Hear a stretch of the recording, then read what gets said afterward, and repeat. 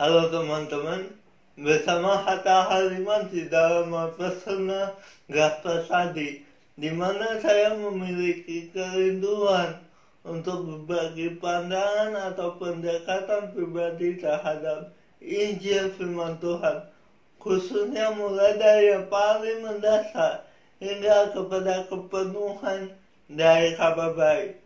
Harapan saya adalah supaya melalui apa yang saya bagikan, teman-teman boleh diberkati dan kita bersama-sama bisa berbagi dan semakin menikmati kebenaran dari Tuhan. Ini merupakan sesi terakhir dari pembicaraan kita mengenai pengenalan ilahi, yang mana merupakan tema kita di dalam beberapa sesi, khususnya mulai dari episode yang ketiga sampai episode yang ke-6. Meskipun topik tersebut sudah selesai dan kita akan beralih kepada tema yang berbeda, bukan berarti kita sudah selesai dengan persoalan mengenai pengenalan ilahi. Saya percaya bahwa setiap hal yang kita bicarakan dan bagikan itu semua merupakan bagian di dalam perjalanan kita untuk mengenal Tuhan.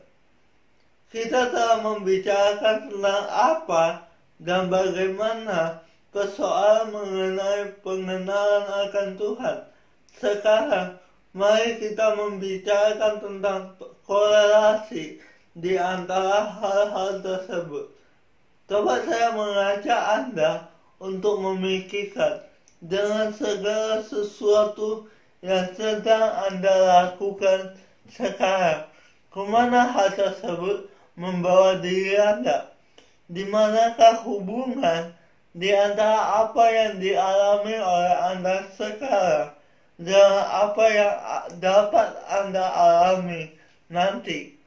Anda lihat, sadar tidak sadar, entah Anda mempercayai kehidupan setelah hidup yang sekarang ataupun tidak sama sekali, hal tersebut menentukan keseluruhan makna kehidupan.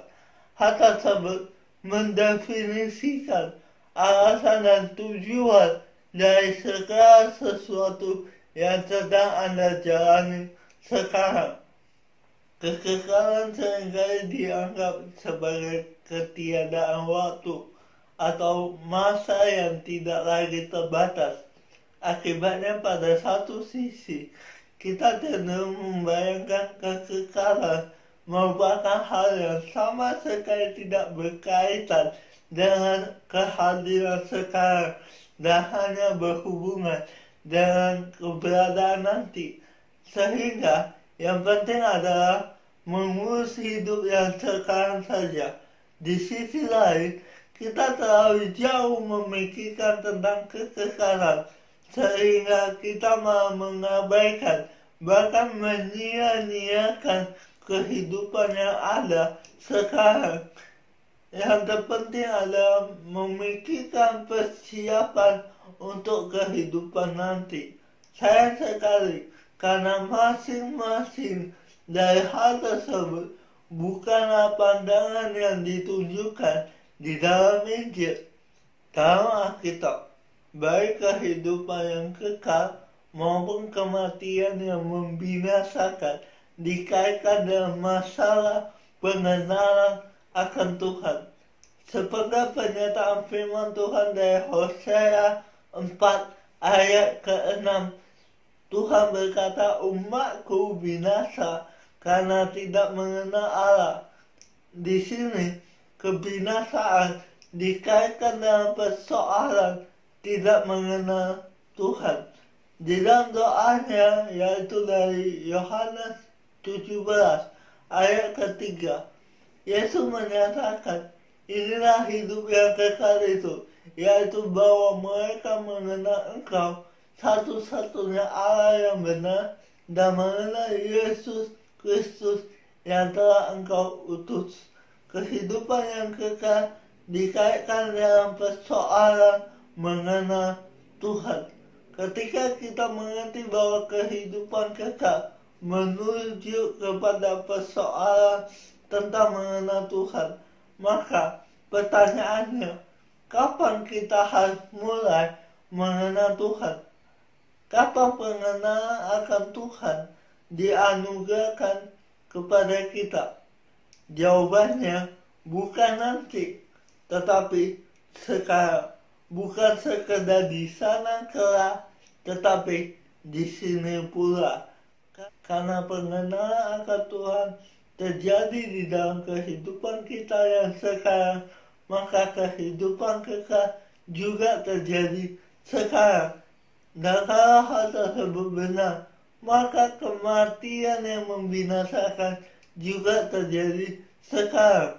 Apabila kita sama sekali tidak memiliki pengenalan akan Tuhan, kita dapat mengatakan bahwa hidup yang kekal adalah tentang mengenal Tuhan pribadi yang kekal. Baik kehidupan kekal maupun kematian yang membinasakan tidak hanya membicarakan tentang seberapa lama atau seberapa panjang, tetapi juga seberapa dalam. Bukan tentang apa yang akan terjadi nanti atau bagaimana keadaan atau situasinya, melainkan bersama siapa kita berada. Bukan tentang waktu atau aktivitas, melainkan tentang hubungan. Kita bisa memikirkan atau membayangkan apa saja tentang gambaran dari yang akan terjadi setelah kehidupan kita yang sekarang. Tetapi kita perlu menyadari dan mengingat bahwa yang terpenting di atas segalanya, yaitu kita akan menjalaninya bersama dengan Tuhan. Dan hal tersebut tidak hanya terjadi nanti, tetapi juga dapat terjadi sejak dari kehidupan sekarang. Kadang-kadang kita membayangkan kehidupan kekal sesuai dengan daya khayal kita sendiri. Hal ini karena kita belum memiliki gambaran yang utuh mengenai apa yang ada setelah kehidupan sekarang. Kita masih terjebak di dalam keterbatasan dan seluruh bayang-bayang yang ada di dalam angan-angan kita itu sudah dipengaruhi oleh kerusakan dan kehancuran oleh dosa. Akan tetapi kita bisa meyakini bahwa kenyataan akan keberadaan dari kehidupan nanti jauh lebih baik dan lebih indah daripada apa yang pernah kita harapkan dan apa yang bisa kita bayangkan sekarang.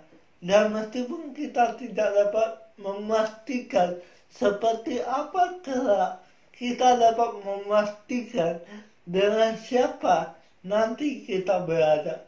Tuhan yang telah dan sedang menyertai kita di dalam kehidupan yang sekarang akan terus tetap bersama-sama dengan kita di dalam kehidupan nanti. Tanpa Tuhan, baik kehidupan yang sekarang maupun kehidupan yang nanti hanyalah sebuah kehampaan atau kekosongan. Tidak ada bedanya dari kematian.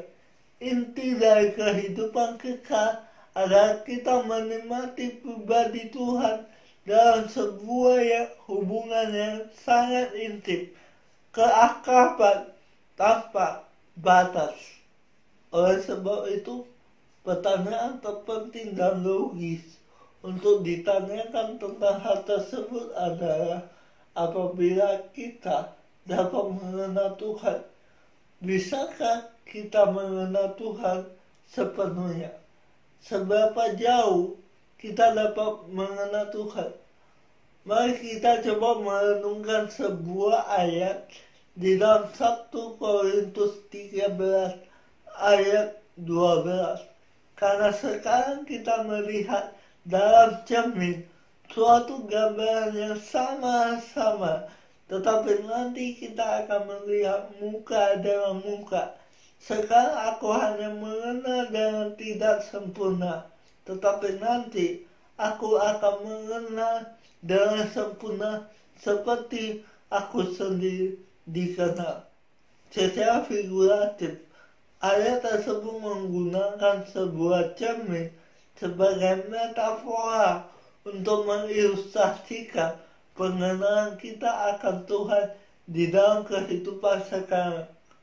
Kata melihat dalam cermin bisa dipahami juga sebagai melihat melalui cermin, di mana dalam konteks budaya dari Alkitab, cermin merupakan kiasan untuk menggambarkan cara kita dalam mengenali sesuatu.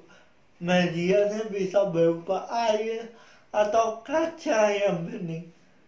Dan pada zaman dahulu, bentuk reflektor dan bidang dari cermin tersebut belum sehalus seperti cermin pada masa sekarang.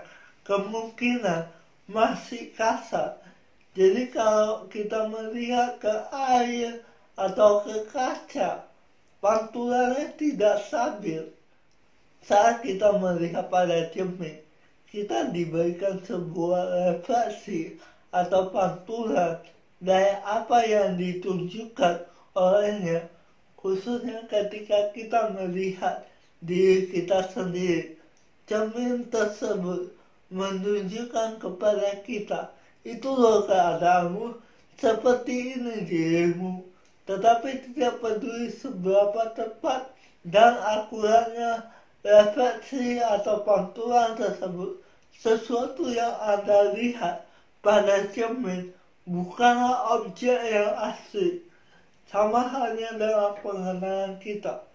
Semua hal yang kita lihat tentang Tuhan, tentang hidup yang kekal, tentang janji-janjinya, tentang karunia dan segala pemberiannya, itu sekarang masih bersifat kabut sama-sama.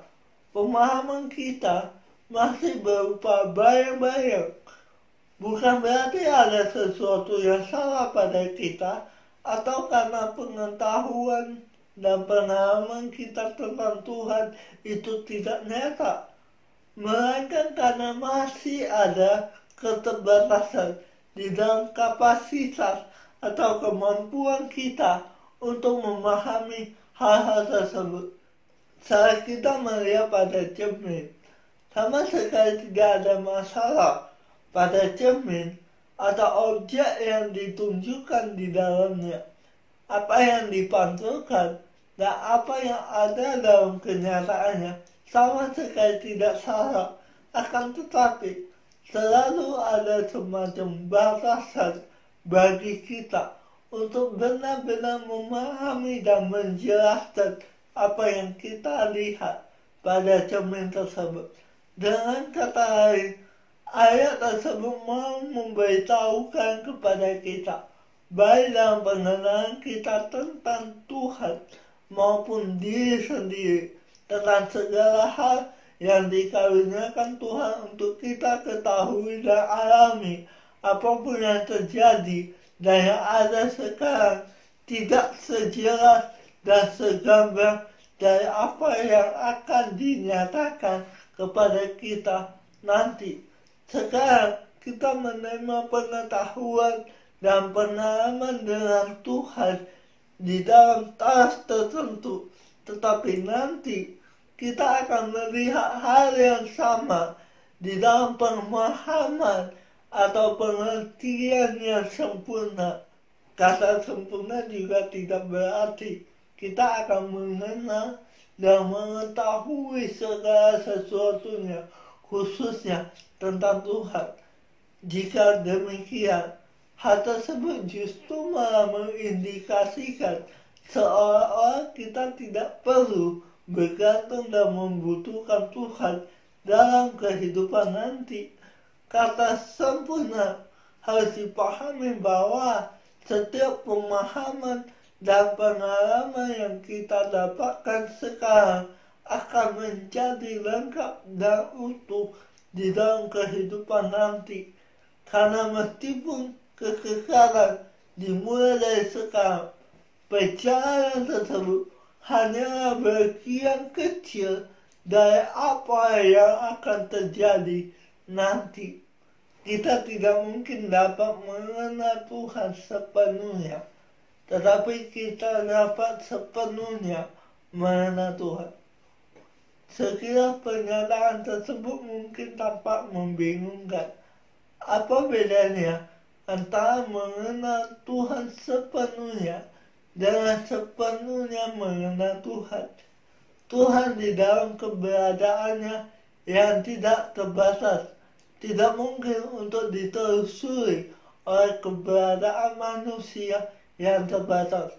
Bahkan setelah kita beralih dari kehidupan yang sekarang kepada kehidupan nanti, dan dalam keadaan diri yang telah sepenuhnya dipulihkan secara utuh, kita tetap hanya akan menjadi ciptaan dan Tuhan tetap akan menjadi pencipta. Kita akan menemukan keberadaan kita segambar dan serupa dengan Tuhan sepenuhnya, tetapi kita tidak akan pernah menjadi Tuhan. Contohnya, saya berikan Anda sebuah contoh. Bayangkan Anda sangat mempercayakan diri Anda kepada saya. Anda bisa menceritakan segala sesuatu tentang diri Anda, tanpa ada hal yang perlu disembunyikan sama sekali dari saya. Saya mungkin bisa tahu segalanya tentang diri Anda, tetapi saya tidak akan pernah menjadi diri Anda, karena saya bukan diri Anda. Jadi, kita memang sekarang belum bisa menggambarkan seperti apa persisnya kehidupan nanti. Tetapi menurut saya, bahkan jika nanti kita bisa tahu segala sesuatu tentang Tuhan, saya percaya selalu ada ranah ilahi tentang Tuhan yang tidak bisa sepenuhnya dijajaki oleh kita sebagai manusia. Artinya sekali lagi, ciptaan tidak akan pernah mungkin dapat memahami segala sesuatunya tentang Sang Pencipta, karena ciptaan itu bukan pencipta dan tidak akan pernah menjadi pencipta. Kembali kepada 1 Korintus 13 ayat 12, ayat yang tadi. Ada bagian yang disoroti oleh Rasul Paulus, di mana ia berkata, nanti aku akan melihat muka dengan muka, dan aku akan mengenal dengan sempurna.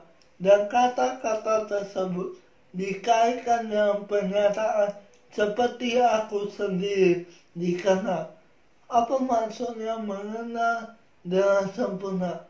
Menurut saya secara pribadi, bukan merujuk kepada keberadaan Tuhan, tetapi justru kepada keberadaan manusia. Ada beberapa pemikiran yang mengindikasikan bahwa di surga kita akan mengetahui segalanya tentang Tuhan. Menurut saya, pemahaman tersebut cukup keliru. Kalau demikian, konsekuensi dari keyakinan tersebut adalah di dalam kehidupan yang nanti kita bisa jadi malah berhenti dari pengenalan dan hubungan kita dengan Tuhan, karena hal tersebut tidak lagi diperlukan apabila kita telah memahami segala sesuatunya tentang Tuhan. Dan ayat tersebut tidak berkata bahwa kita akan mengenal Tuhan dengan sempurna seperti Tuhan sendiri dikenal. Bukan demikian. Ia tidak sedang berkata bahwa nanti setelah bertemu dengan Tuhan, kita akan mengenal segalanya dengan sempurna tentang Tuhan. Seperti apa adanya Tuhan itu, bukan demikian. Tetapi kita akan mengenal Tuhan seperti kita mengenal diri sendiri. Dan dalam seluruh keberadaan kita sendiri atau seperti apa adanya diri kita. Lagi pula kita tidak mungkin dapat sepenuhnya mengenal Tuhan di dalam seluruh keberadaannya. Mengapa? Karena menurut Roma 11 ayat 33 kita diberitahukan betapa atau alangkah dalamnya kekayaan, hikmat, dan pengetahuan Allah itu sendiri. Keputusan-keputusannya tak terselidiki dan jalan-jalannya tak terselami.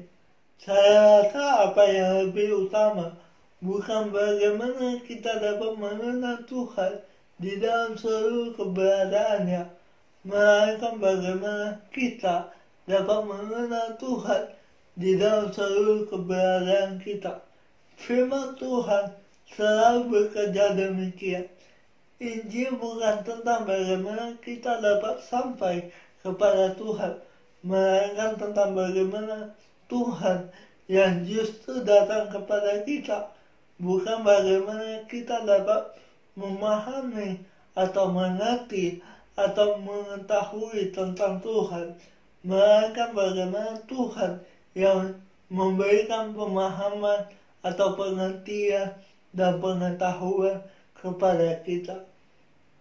Kita mungkin tidak akan pernah mengetahui segala sesuatu tentang Tuhan di dalam kapasitas keberadaannya. Tetapi saya percaya segala sesuatu yang Tuhan ingin kita ketahui dan pahami tentang dirinya dapat dinyatakan bagi kita sesuai dengan kapasitas dari keberadaan kita sebagai manusia. Dan hal tersebut tetap akan terjadi secara utuh dan sempurna. Segala sesuatu yang dapat diketahui dan dipahami tentang Tuhan oleh manusia memenuhi seluruh keberadaan diri kita. Bahkan setelah kehidupan sekarang berganti dengan kehidupan nanti, kekekalan terus-menerus berlanjut, dan kita tetap akan berada di dalam sebuah perjalanan pengenalan akan Tuhan. Untuk selama-lamanya kita akan menikmati dan merayakan pribadinya.